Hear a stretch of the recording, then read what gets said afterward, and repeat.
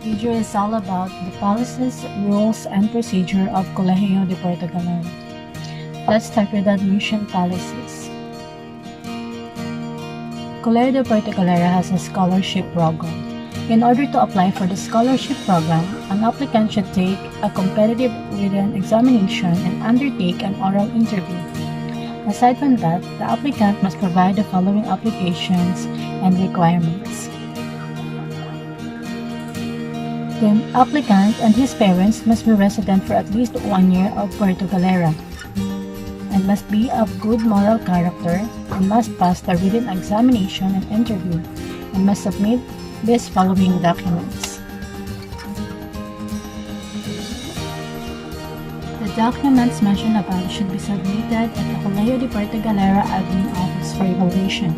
Submitted credentials will be verified by the Office of Admission to ensure authenticity and completeness. Any falsification of such documents is subject for disqualification of enrollment.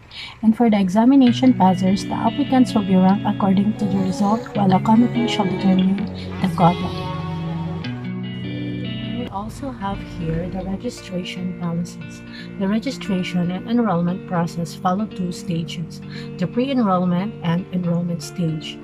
The academic team issues these guidelines and procedures.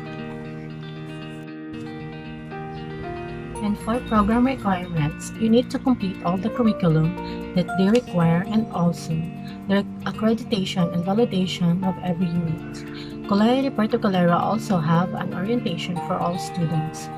Freshmen introduced to Colegio de Puerto Galera administrator, faculty, and to staff, and to disseminate the vision, mission, goals, philosophy, the curriculum, and the rules and regulations of the school. And all new freshmen are required to attend this session.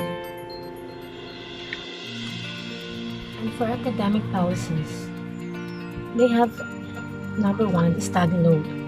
A candidate for graduation is allowed to take a maximum 30 units in a regular semester. And for number 2, acceptance to a class. A student is formally enrolled when the college registrar signs the certificate of registration. And number 3 is attendance. Students are obligated to attend their session to prevent a record problems. And this is the computation of number of required absences that the college needs to follow.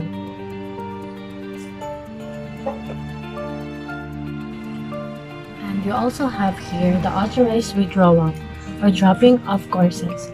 Authorized withdrawal of courses is approved by the college registrar and recorded as a W. And we have also here the guidelines for dismissal. There is a guidelines to follow on a student to dismiss due to poor performances. And we have also here the honorable dismissal and grading system to follow and examination policies. There is also policies and procedures for students, clearance and credential applications to apply. And for graduation requirements, all students who have fulfilled all the requirements for graduation will be granted their corresponding degree under the following regulations.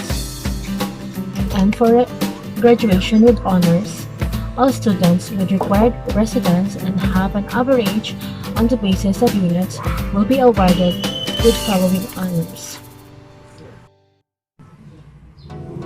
Summa cum laude is given to the student with a general average of 95 to 100% and no grade of less than 92% in any subject, and magna cum laude.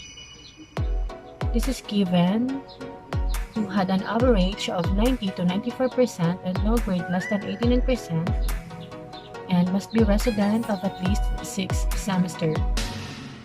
And the cum laude. If you had this average of 85 to 89% and no grade of less than 85% in any subject and must be a resident of at least 4 semesters, you can have this title.